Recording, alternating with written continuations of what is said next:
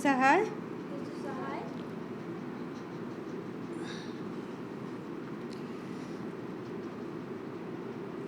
अक्सर हम लोग देखते हैं कि अगर कोई हमारे साथ बुरा व्यवहार करता है या हमारा सामान चोरी कर लेता है तो हम उसे क्या करते हैं, जो चोरी करता है, जो गलत काम करता है तो उसे हम लोग पनिशमेंट देते हैं ना, सज़ा देते हैं।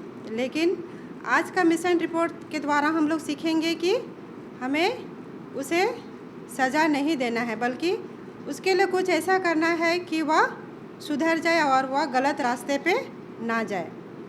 तो आज का मिशन रिपोर्ट आया है न्यूजीलैंड से और शीर्षक है लूटा और धनिया हुआ।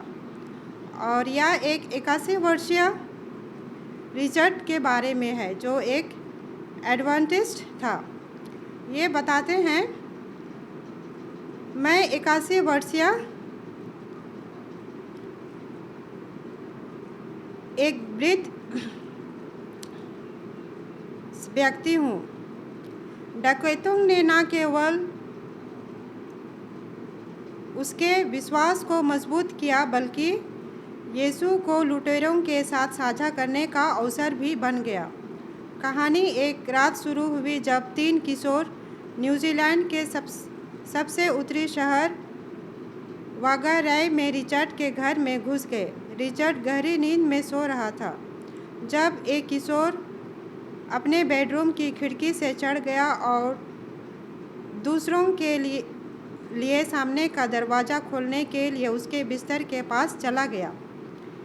रिचर्ड आमतौर पर हल्का सोता था और थोड़ी सी आवाज़ पर जाग जाता था, लेकिन उस रात वह चैन की नींद सो गया। जबकि 2 16 साल के लड़के और एक 14 साल के लड़के ने उसके घर में तोड़फोड़ की। फिर वह बाथरूम के लिए उठा। जब वह बाथरूम में गया और अपने बिस्तर पर लौट आया तो लड़कों ने उस पर ध्यान नहीं दिया। उसने उन्हें नोटिस भी नहीं किया। वह वापस बिस्तर पर था। गहरी नींद में जब लड़के उसके गैरेज में कार में कूद गए और रात में टायर घिसने की आवाज़ के कारण आवाज़ के साथ चले गए। हालांकि एक पड़ोसी ने शोर सुना और रिचर्ड के दरवाजे पर उसकी जांच के लिए दौड़ा। बैग। पड़ोसी ने रिचर्ड का दरवाज़ा खटखटाया। कोई जवाब नहीं। पड़ोसी ने कुछ और दस्तक दी। अंत में रिचर्ड जाग गया। क्या आप जानते हैं कि आपकी कार चोरी हो गई? पड़ोसी ने पूछा।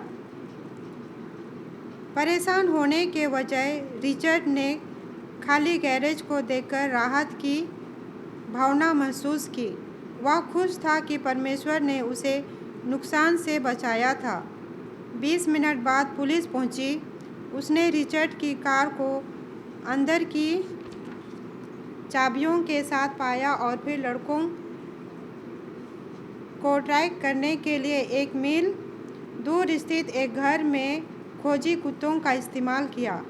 पुलिस ने रिचर्ड की चोरी की संपत्ति सौंप दी, एक इलेक्ट्रॉनिक टैबलेट, एक इलेक्ट्रॉनिक रेजर और उसके बटुए की सामग्री। लेकिन वह कहानी का अंत नहीं था। रिचर्ड 3 बार घुसपैठियों के साथ उनकी सज़ा के हिस्से के रूप में मिला। वह उनकी पृष्ठभूमि के बारे में जानकर चकित रह गया और उसने देखा कि उसके माता पिता में से कोई भी सभाओं में शामिल नहीं हुआ। उसके दादा या चाची के साथ रहते थे। रिचर्ड का दिल तब छूट गया जब प्रत्येक लड़के ने बिना अहंकार के माफ़ी मांगी। यह तुम्हारा पहला अपराध है, उसने उनसे कहा। तुमने जो किया वह मुझे पसंद नहीं है, लेकिन मैं तुम्हारे खिलाफ कुछ भी नहीं करूँगा। मैं तुम लोगों को क्षमा करता हूँ और जो मुझे आशा है कि तुम लोग इससे सीखोगे। मुझे मुआवजा नहीं चाहिए।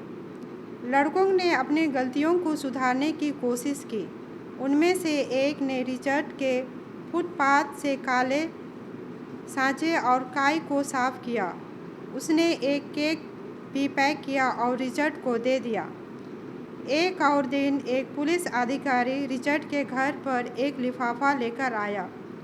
उसमें करीबन 360 अमेरिकन डॉलर के नोट थे।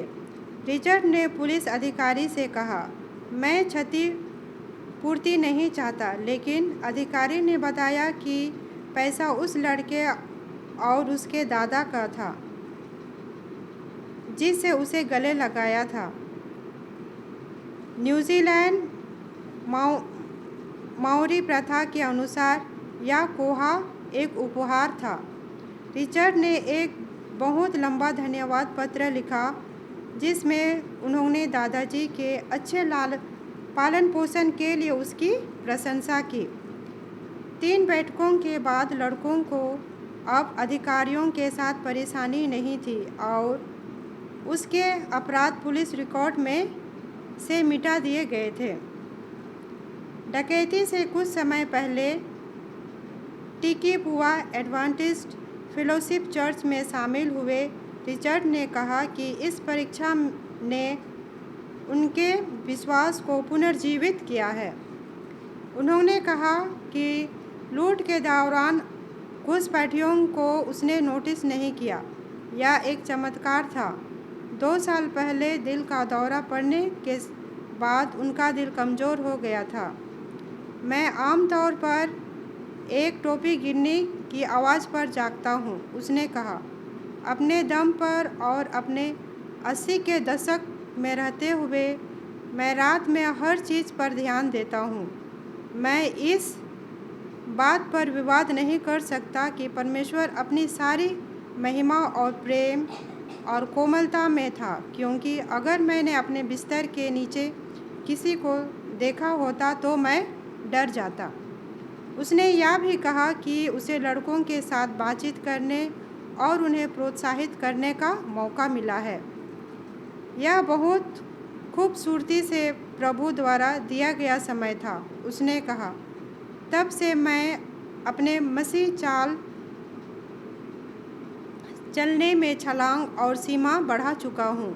इस तिमाही में आपके 13वें साबादान के लिए धन्यवाद, जो न्यूजीलैंड और दक्षिण प्रशांत क्षेत्र में लड़कों और लड़कियों की मदद करेगा और दुनिया को एनिमेशन फिल्मों की एक श्रृंखला के माध्यम से यीशु के बारे में अधिक जानने में मदद मिलेगी। धन्यवाद।